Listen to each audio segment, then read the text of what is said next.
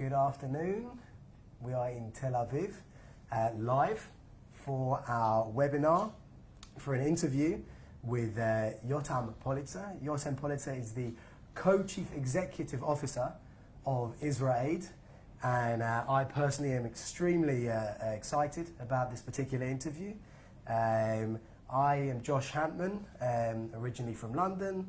Now I live in Tel Aviv in Israel. And I'm here representing the Jewish Diplomatic Corps, which is the World Jewish Congress's flagship program, with 300 Jewish diplomats or young professionals representing 50 countries. So it's a real honor to be representing the Jewish Diplomatic Corps here today and speaking to Yotam, who has an incredible bio, an incredible background. And the first question to Yotam today is actually going to be, Tell us more about your background and about IsraAID as an organization, how you came to work there, and what the organization does. What are its goals? Thanks, Josh. It's great to be here. So my background, I grew up in a tiny, small moshav in the north part of Israel. No one heard of it. It's called Harashim. We're proud to be the rainiest place in Israel, and that doesn't mean too much. Coming from London. I never thought that I'm going to get involved in humanitarian aid and international development.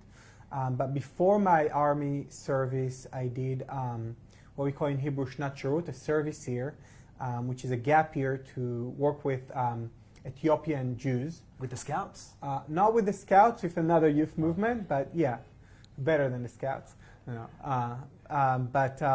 it was an eye-opening experience because that's where I think I really developed my passion, not just for service or for humanitarian, but actually for building bridges with other cultures.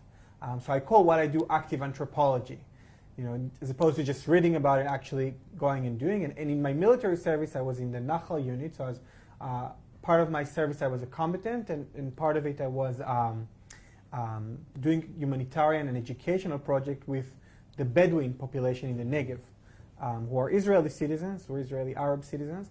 And then I learned some Arabic, which didn't think would be so useful at that time, but proved to be really useful when later we started working with Syrian refugees as part of Israel. And then after my army, I did what every Israeli do. I followed the Hummus Trail. Mm-hmm. And the Hummus Trail led me to Nepal after 6 months in India. The hummus was not that good, but it was a little bit of a curry taste. Went to Nepal. I wanted to do a trek with a friend who was just released from the Sayeret Matkal, from the Matkal Commando Unit. And we did a 21 days trek in 9 days. And I didn't want to run, but he was really about getting on the top of the mountain and getting back. And when I went back, I saw in Chabad House, of course, which, by the way, Nepal has the biggest seder in the world. I don't know if you know that, but just random information. But there's about 2,000 Israelis who are celebrating the seder there every year. But anyway, I saw an ad that invited backpackers to do volunteering with street children. Thought that sounds like fun. I'll do it for 2 hours. I was with another great organization called Tevel B'Tzedek. It's still active there. It's bringing Jewish and Israeli volunteers. Anyway, I ended up staying there for 3.5 years in Nepal, and I learned Nepalese, which is a very useful language, as you all know. It's about as useful as Hebrew. Right? Yeah, exactly, pretty much. Again, didn't think it would be useful, but proved to be extremely useful when I later went back to Nepal with IsraAID following the earthquake in 2015. 3.5 years in Nepal, worked with street children, did a lot of interesting projects, finally ready to go back to Israel and start my life. And then in 2011, the tsunami in Japan happened. And a few days after the tsunami, I was offered to lead a relief mission to Fukushima, to Japan. At that point, IsraAID, which is now an organization that's operating in 18 countries, with about 300 staff members and 1,500 volunteers. At that point, there was one staff member, and we only had one operation in Haiti following the earthquake in 2010. So, when I was offered to go to Japan, I said, why not? I always loved sushi. Mm-hmm. So I went to Japan, and I remember going on an empty plane because everyone was running away because of the radiation. So I realized I can also achieve my goals of having my own private jet, because no one was going from there. Everyone was running away. And in Japan, I ended up staying 3 years.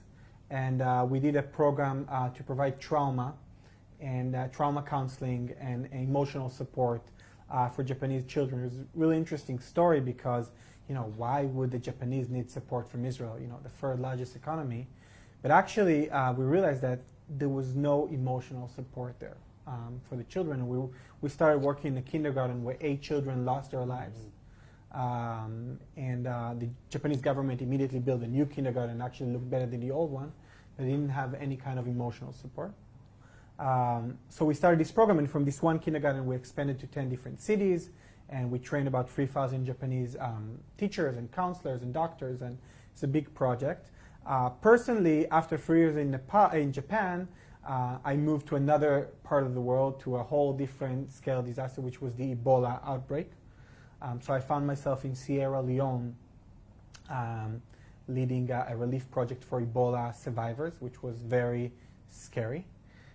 I remember every night I used to wake up full of sweat, which is, one of the symptoms of the virus, and I was 100% sure that I have the virus, but I'm still here with you, and you're not taking, a distance, so I guess we're good. And I was in Sierra Leone for almost a year, and then the earthquake in Nepal happened in April 2015, and Nepal was really like a second home to me, so I was there in less than 36 hours, and we'll talk about it later, but we had quite a dramatic story there. And then from the summer of 2015, personally and also as an organization, we invest a lot of efforts in the Syrian refugee crisis, provide a lot of support for Syrian refugees, started from Jordan, but then moving to Greece and also to Germany, which is where we are still operating right now. And and as I said, the organization has grown. It's not always a good sign. It's because there's so much going on. Mm-hmm. But I think one thing that's really important to talk about that people don't know about Israel, people I think heard that there are these Michigan crazy Israelis running after disasters, and that's us. That's part of who we are. But actually most of our work now is not just the immediate relief, it's the long-term recovery. Because we realize that when there is a disaster somewhere in the world, you hear about it in the news. There's something that I call the aid circus, the aid festival. Yeah. Whole world is there, the media is there, random volunteers, people are sending supplies, donations. After 2 weeks, 90% is gone. Mm-hmm. And then the local population, who were originally devastated and traumatized, are abandoned and re-traumatized. So we realize it's very important for us to stay and work side by side with the local community to help them in their long process to recovery and to rebuild their life. So we're actually staying in a lot of these countries and doing long-term work. And that's why we're now in 18 countries, and we're actually looking into expanding to the Venezuela crisis, which is a huge refugee crisis, over 1 million refugees just in Colombia. So we're planning to send a team there. I just read the news there was a crazy cyclone in Mozambique and Malawi, so we're also... So there's always something going on, unfortunately, in our world, but I'm very proud of our incredible team that was actually able to respond to all these disasters. That is fascinating. And one particular area that I'm very interested in is you talk about the long-term post-trauma treatment that you guys provide. Israel has a very good name, I know, in academia in this as well. You have Tel Chai College in the north where they have some experts and they send rapid response units down to Sderot to help the children. What sort of partnerships and cooperations do you have with Israeli expertise in the field of post-trauma, and how do you sort of implement that and export it out into these danger zones? So Israel's goal and vision as a whole is to take all the extremely incredible, technology, which is both tech-related but also human resources and models and that developed here in this country, and take it to the most vulnerable communities around the world. So we work with all the different hospitals, the universities. We have great partnership with Tel Chai College that you mentioned, and we send these experts that are working here in Sderot or in Kiryat Shmona on a daily basis. We're sending them to Nepal or to Japan or to the Syrian refugee crisis for programs to provide trainings. So again, because our end goal is that the local population, the local community will be able to support itself. Mm-hmm. So essentially we want to create a situation where we're not needed. where really they have the skills and the tools to support themselves. So we're taking, in fact, the story in Japan was really interesting because the first activity that we did there, which was like an art therapy activity, was with a therapist who used to work for many years with kids in Sderot. Right. So she came there and she took the same activities, the same models. They're using non-verbal therapy because you didn't need a language for art therapy. And she used it with the Japanese children, and they were able to really finally express themselves and release their stress. And that developed to a very big project in 10 different cities. So our goal is really to take this Israeli expertise. And by the way, it's not just in trauma, where we have a team of water engineers. Again, because of our own problem of water scarcity, we developed so many incredible technology and models that could be used in places like Sub-Saharan Africa or Southeast Asia, where they have a lot of water-related issues. So our goal is to take these experts from here and bring it to the basically most complicated and challenging environments that you can think of. And do you receive support from the government, or are they From the Israeli government? The Israeli government, are they a help? Are they a hindrance? And what about with the IDF? Because the IDF are also often the first on the ground in. So it's a great question because we work in some places where the Israeli government don't have presence for different reasons. We can touch base on it later, but. So when there is an embassy, an Israeli embassy, obviously they are great partners of ours, and they help us a lot with the logistics and the connection and the communication with the local government, which is a key to the success of any project. We collaborate with different ministers at different levels. It's limited. We always want more collaboration, but at the same time, in some countries like Indonesia, Bangladesh, Iraq, where we actually operated, it was easier to do it without, not just without the Israeli government, but also to be a little bit under the low radar. profile. Yeah. I mean, how does the name, obviously you mentioned Bangladesh, Iraq, you talked about Syrian refugees, Indonesia. How do you operate in these places when the first part of your name is a big IsraAID before the aid? Yeah, not only that, if you look at our logo, it's a big Star of David, so that's even more visible. I have a lot of stories about that. Like, look, first and foremost, when we send our teams to these areas, we have to take, under consideration the security and the safety of our staff. So we will never put our staff in risk. And if that means that sometimes we can't come with the logo and the flags and the T-shirts, we'll do it. With the Syrian refugee crisis, it's actually really interesting because a lot of our work is, as I said, in Greece and Jordan. Well, in Jordan we have diplomatic relations, but in Greece, in Greece since the summer of 2015, hundreds of thousands of refugees arrived. Over 1 million crossed Europe through Greece. The majority of them came through the island called Lesbos, and they're coming on these rubber boats that was supposed to originally carry maybe 30, 40 people max, but we actually seen 150 people on boats. I mean, I personally saw 153 children, women, disabled. I think I saw a 94 years old Syrian lady. And it's only 4.1 miles between Turkey and Greece, but because a lot of people didn't know how to swim and the boats were overcrowded and the water could be rough, we lost in these 4.1 miles over 3,000 people. Now, I can talk for hours about the refugee crisis, but we actually call it the refugee opportunity. Because think about it, these are people from Syria, Iraq, Afghanistan. We recently also received a lot of people from Iran. They never met an Israeli person in their life, let alone a Jewish person. And the first people they see when they reach the coast of Greece are this group of Israelis.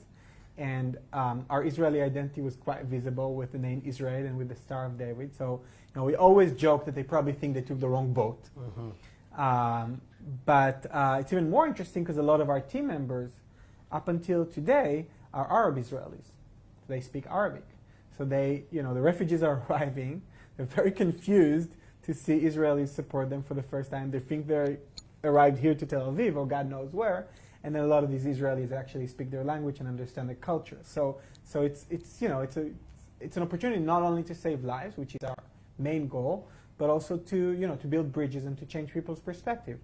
By the way, we're still working right now in Greece, and we have a beautiful project in the Saloniki, in the city of the Saloniki, which has a very old and important Jewish history, tragic Jewish history. 90% of the Jewish population was lost in the Holocaust, and right now in the Saloniki, we are running programs for refugees. And in fact, we have about 30 refugees who are our staff. They are our team members. One of the leaders of the refugee centers that we run is actually an Iranian guy. Right. So, you can't make this stuff up. This Yeah. is, and by the way, another very interesting project is in Germany, where we have programs in Berlin and Frankfurt. And also, think about it, it's Israeli organization supporting refugees in Germany just over 70 years after the war and the Holocaust. Mm-hmm. And you can't, and I'm a grandson of Holocaust survivors. I remember first time I went to Germany, I had to ask permission from my grandfather, and he could not believe that we're going there to support refugees. But this is just the reality as it is. And one of the most beautiful stories was that Merkel herself, Angela Merkel, just recognized IsraAID and selected IsraAID out of 300 German organizations and gave us the 2018 Integration Prize. So an Israeli organization received the Integration Prize from the German Chancellor in Germany for supporting refugees primarily from Muslim countries. So That's it's a incredible. very interesting chain of events. I mean, you must have had some incredible stories over the year. I mean, we all remember obviously the IDF scenes, and they go all over the world. And in Haiti, I think it was, where they were naming the kids Israel after the Israeli units coming in. You must have some stories that sort of spring to mind and will be of interest to our audience watching all over the world, actually. So actually, you asked before about how we collaborate with the IDF. So I have a great story about that. From Nepal, which is again was a second home to me. In Nepal, I arrived, and just to remind everyone, we're talking about April 2015, earthquake that devastated Kathmandu and the surrounding areas, killed about 10,000 people, and left over 1 million people without homes. I arrived there in less than 36 hours after the earthquake, but unfortunately we had a serious problem, because soon after I landed, there was a second earthquake, and what we call an aftershock. And we had a search and rescue team from Israel, 15 of the top rescuers, led by a guy called Eran Magen. They were ready to deploy, but they couldn't make it until the morning of the fourth day because the airport wasn't functional because of the second earthquake. The fourth day was really late because we know the first 72 hours are the most critical. Chances of finding anyone alive beyond that stage is really close to zero. But we decided to give it a shot anyway, and we chose a building that, according to the chief of the army that I knew from before, he told us that was 22 people there buried under the rubble. We drilled in, and we started to pull out people, but unfortunately we couldn't find anyone alive. So in the first day of our operation, we pulled out 12 dead bodies. In the following day, we pulled out an additional 9, so a total of 21 people who didn't survive. And we couldn't find anyone else. So we thought maybe they miscalculated. And again, I spoke Nepalese, which was a very useful language. And I asked the local population if there's anyone they couldn't recognize. And they told me there was one lady. Her name was Krishna. She was 35 years old. And she was the only person they couldn't recognize. So we decided to keep on digging and drilling. And in the morning of the 6th day, about 130 hours after the earthquake, we were able to dig quite deep into these, rubbles. You can think about a big pile of rubbles there. And we used a life detector. A life detector is basically a very sensitive microphone that could recognize heartbeats and any kind of subtle vibrations. And the commander of our team was listening with these massive headphones, and he told me he hears something. So he wasn't sure it could be a cat, it could be some bricks moving, but it could actually be a person. And then he asked if I could, again, because he knew I spoke the language, he asked if I could crawl into this hole and scream something in Nepalese. Now, not because he thought this person would answer, but he thought, if she was actually alive and conscious, that might trigger some sort of reaction, something that would help them, locate her. Again, I'm not a rescuer myself. I was in charge of the whole operation, but so I was crawling, and because if I moved my head in the wrong direction, the whole thing could collapse not only on me but on the team behind me and potentially this last survivor. And when I reached the deepest point, I screamed something in Nepalese. I'll say it here. It may sound a bit weird. I said, "Yaha koko hunhuncha." Yaha koko hunhuncha. It's actually a bit of a funny story because I was telling this story in a university in Boston at Harvard a few months ago to students, and one of the students was Nepalese, so she started laughing, and when she heard me, speaking Nepalese, and all the other students looked at her, why are you laughing? Such a dramatic story. And the reason she was laughing was, what I wanted to say was, is there anybody in there? But I was so overwhelmed and shocked and stressed and whatever, so I ended up saying something like, excuse me, is there anybody in there? It's way too polite for this for this situation. Yeah, completely formal, the way you speak to the prime minister or the king or God knows who. But anyway, it's really an unbelievable story. Somehow, down from the rubble, not only that we were able to recognize the movement, but this lady who survived for 130 hours without food or water. Unbelievable. She was able to make a sound, and she was whispering the word dukcha, which translates to "it hurts," pain. She survived. She was the last survivor of the earthquake. After a very long operation, we were able to pull her out, and then we took her to the Israeli field hospital that the IDF was operating. Right. And they treated her, and after 2 months of intensive care, she was released, and she's now back with her 2 children in the village in the Himalaya. And yes, these kind of stories keep you going for the next 10 years. Your organization is doing incredible work, and it seems like the impact you can have, obviously, as a altruistic and philanthropic organization, the charity work you do speaks for itself and doesn't need to have any ulterior motives. But obviously, the Haspara angle and the sort of impact it can have for Israel in certain regions is something that can't be ignored. And I should imagine certain donors and certain backers like that angle as much as the saving of lives.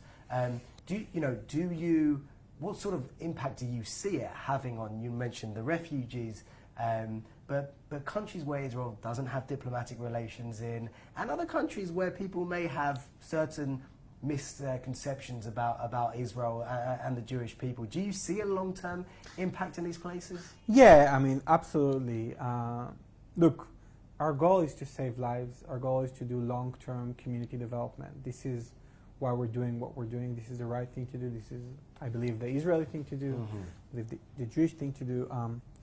But obviously we're from Israel, and we're very proud of our Israeli identity, and we're very proud of bringing Israeli expertise to these parts of the world. And I've seen it in almost every country and context. Just a couple of quick examples.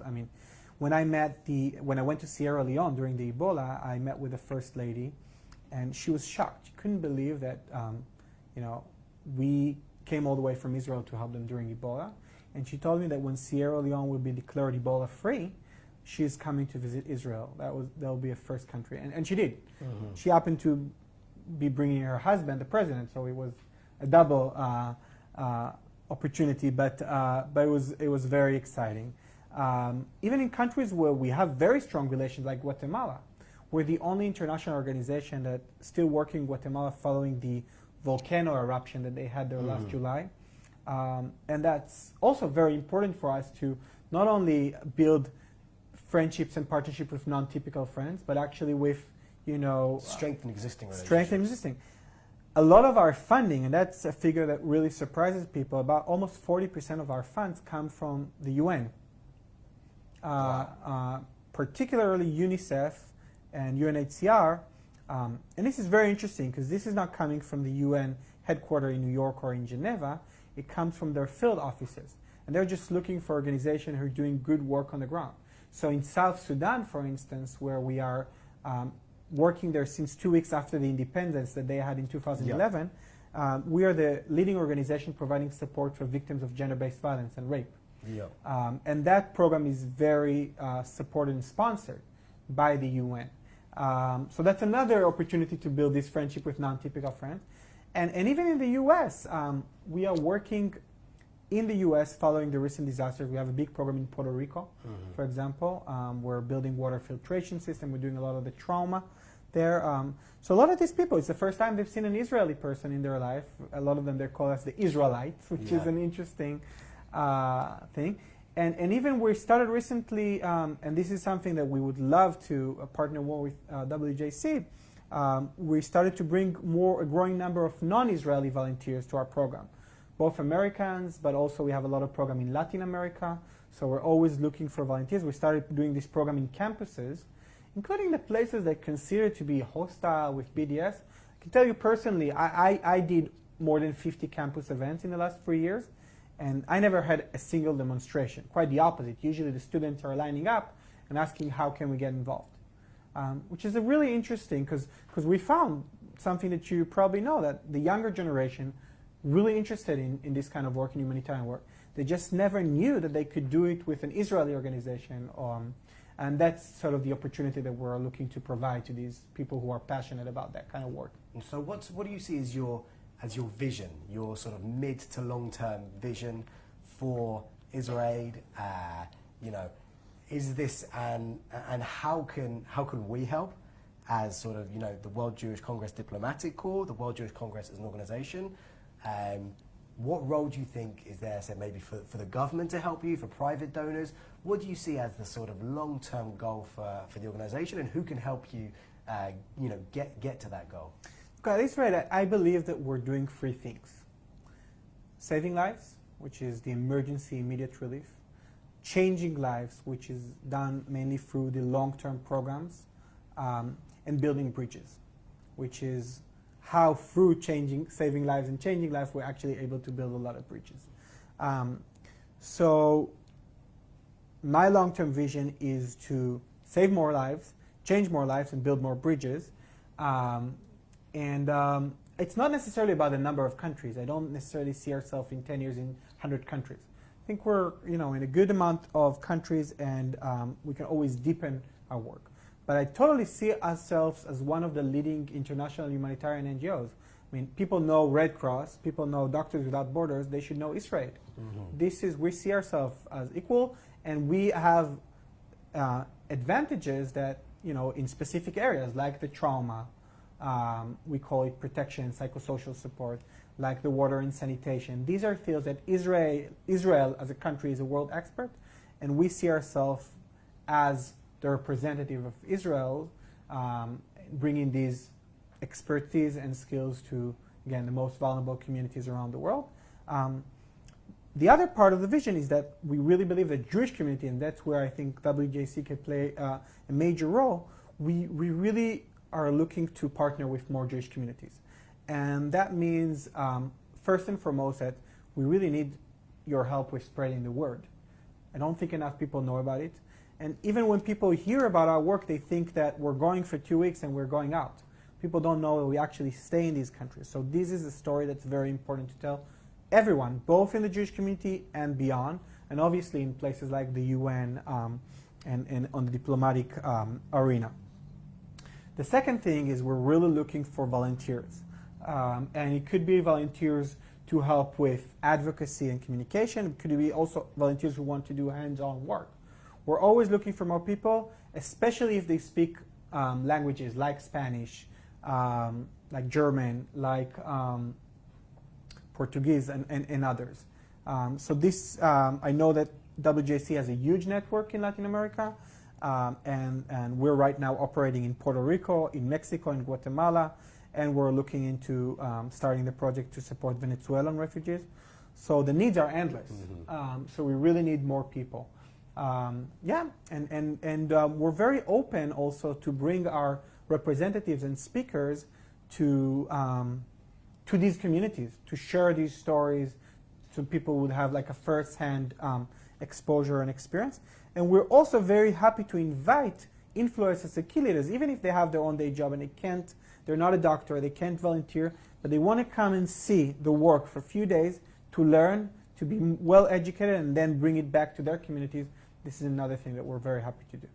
Well, I mean, that's an incredible summary of your work. And I think, as I said, as a representative of the Jewish diplomats, the young Jewish diplomats, although from all around the world, there are lots of opportunities for us to get involved. As you said, we can volunteer, right? And that could be on projects. Absolutely. Right? Could we also?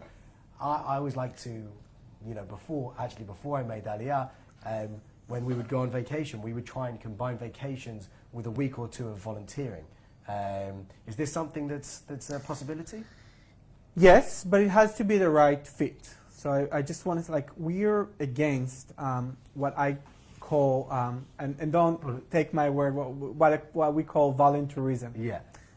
Which is where different organizations are taking volunteers who are not necessarily skilled to do work that sometimes costs a lot of money, so it's like a business, and sometimes could do more harm than good. I can share a lot of stories.